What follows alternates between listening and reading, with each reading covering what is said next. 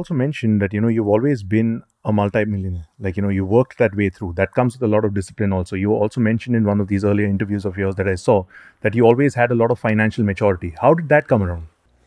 Well, I just, at 13, 14 years old, I was studying my credit score. I wanted. That's why it's so improper for people to dull others' vision at a young age. Oh, you don't want that car. It's materialism. The only reason I studied credit and studied financial, the ability to be able to have a financial capacity at a young age is because I wanted the car. Right. I mean, the only reason you would learn how to build a better body is because you wanted the girl. Of course. So, I Of mean, you course. have to have Yeah. wants and desires, which so many people are being told to not have at a young age, which is completely a farce. And it's going to deconstruct a lot of people's ability to create their higher self at a younger age. That's also because a lot of people today, they're obsessed with instant gratification, right? They don't want to put in the work. So when you said that, all right, I always remember that you had really thick forearms, which you still do, of course. And that was also one of the reasons for you to actually hit the gym, because you really wanted to look a certain way, to fit a certain mold. So in order to do that, when you never saw the results almost instantaneously, what made you keep going on? What made you that consistent? Well, I'm a firm believer in showing up for how you feel. I have everything, but some days I don't feel good. Yeah. The only days I don't feel good are the ones where I didn't act in alignment with my conscience. So your conscience is telling you step by step, get up at this time. It's always going to be the discomfort that gives you the confidence, gives you the strength, and gives you the intrinsic worth, the internal values that make you enjoy life. Amazing. It's never going to be the instant gratification or the car or the money.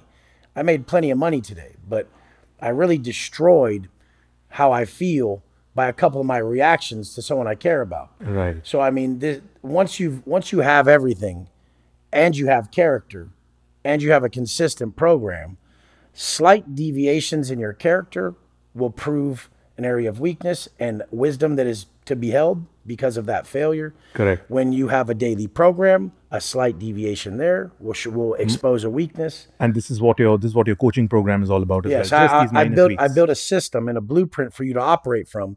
Once you engage in that for long enough, I mean, even 72 hours of perfect alignment, it feels supernatural. I mean, stuff just starts going your way. But I mean, 90 days of perfect alignment, I can completely change someone's life fully. The whole thing is the best part about it is once they feel, oh my, I've never felt like this. This is what everybody's after, this high frequency mindset. Correct. Once I get people into that high frequency mindset, the most beautiful thing happens when they fail. When they go cheat on their diet, they feel like they did cocaine again, or they did drugs, or they killed someone. Precisely. I'm like, do you see how far I've taken you? You actually cheat something that was normal to You've you shifted back in into the another day. parallel reality altogether. Something that was completely normal to you a long time ago. Now you've messed up on your macros, your macronutrients, your fats, proteins, and carbs. You're treating that the same way you would treat a massive failure in the past. So look Yeah. how far we've elevated you.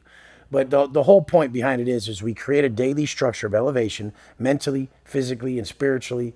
And when you break from that, you feel something. You feel that the low frequency emotions that just wash over you. They Absolutely permeate you.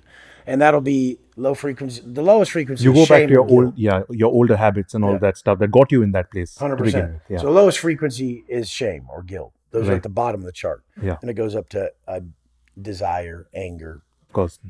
Then we Love. elevate to Right. acceptance, gratitude, enlightenment, Hawkins scale. love. Yeah. Yeah. And so the whole point is I show up to feel good. So a loaded answer to that is I just show up to feel better. If I feel better, then You are better.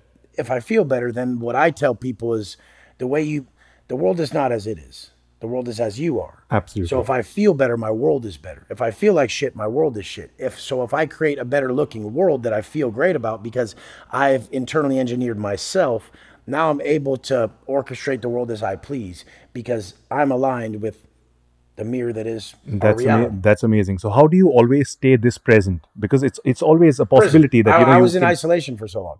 So being in the penitentiary with zero distraction, being in isolation for years, you operate from like cyclical emotions.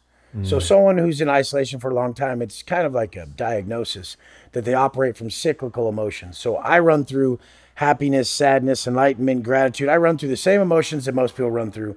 They just have a longer scale because all exterior events are causing their emotions to become predominant inside them. Correct. The reactionary time is a lot greater. Yeah, I mean, the space between stimulus and response. So there's a stimulus, then there's a response, and the space between it is different for people who aren't in isolation. When you're in isolation, there's no stimulus, but your brain still is going to send you through memories and events that trigger these emotions, but they're on a 24-hour scale. If something's on a 24-hour scale, not a month scale, you have a greater ability to solve and attach fail-safes to each emotion. 100%. So if an emotion arises, I can attach something to it that negates it. So then I create systems around that mindset, and I create systems around these emotions that pop up quicker than others because mine's coming again tomorrow. Mine's coming again tomorrow. And this is years on end. So someone who's not in isolation, who's not in prison, who does not have a daily routine like this cannot orchestrate, cannot create fail-safes, and will not have a blueprint to shut down low frequency states or like any negativity. Yeah, because inside. it'll always be in survival. Yeah. So how did all of this come to you? Like you said that it happened when you were in isolation. So when you were in isolation, of course, you also had to endure your mind, right? You had to endure these thoughts coming into your head as well.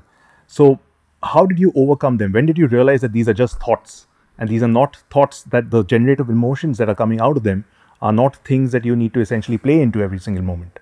How did you do that? I just always use them for my benefit. So if something popped up and it was hurting me, it was triggering me, then I looked above and I said, I guess this is a strength I asked for. Right? Did you allow yourself to feel through those emotions? Yeah, of course. Yeah. I mean, I still do till this day.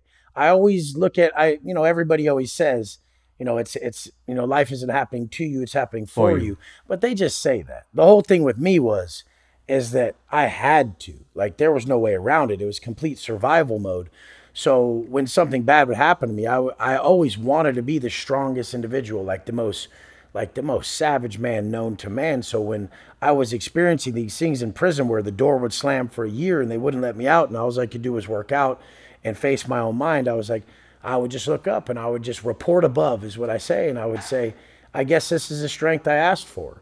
So even today, something I'm asking for must be more patience because I have a lot of things testing me. Yeah. So you always got to ask what you're deeply asking the universe to grant you in the form of, like, what tests are you drawing in? What are you asking for? And I asked for all of it because I wanted something. I'm telling the universe, I want to be the baddest motherfucker. I want to be the strongest motherfucker. And he's like, okay, well, I'll send you some events that test. So do you have what it takes? Yeah. We'll build you up. Right. I love it. I mean, if anyone who's watching this doesn't understand the depth of the mind and how we have to truly understand that the way you view the world is a confession of your character, well, then there's ample times every day for you to correct your character. If your character is solid, you could never be unaligned with an outcome. So now we have a result that we want, and we have a certain character base, and then we have aligned actions, thoughts, and energy. It's very easy to stay aligned with an outcome. People don't even understand that they want to be in better shape, but their eating habits aren't aligned with that outcome. They want a greater financial capacity, but the blueprint they're operating from just doesn't even support that. So they're a firefighter, but they're dreaming of millions. What you're doing doesn't even support the vision. You're completely unaligned. They have to sit down and actually write that vision. You have to sit down and say, are my thoughts, actions, and energy aligned with the direct outcome I want?